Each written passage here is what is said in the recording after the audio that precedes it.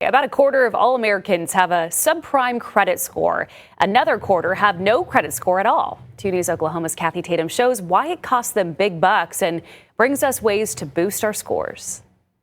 New study shows subprime borrowers pay about $3,400 more a year for essential financial products like insurance and loans for homes and cars. Which sadly may be $3,400 that people don't have. It represents about 4% of the median household income, and it just shows that the penalty for having bad credit can be significant. The study defines a subprime credit score as 620 and compared it to the borrowing rates available to people with a credit score of 700. It's most significant for mortgages just because that's a big ticket item that lasts for a long time.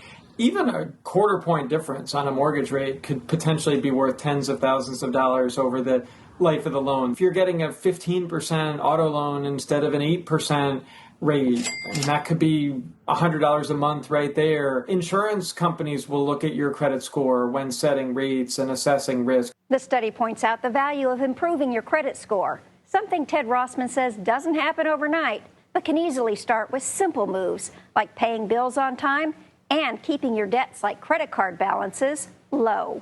I would say, though, that in 6 months, you can probably meaningfully improve your score, maybe even sooner, depending on what's dragging it down. Negative information stays on your credit report for up to 7 years. But the good news is that the impact is most pronounced in the first year or two. So it's important to keep up with current payments to help offset negative items in your credit score.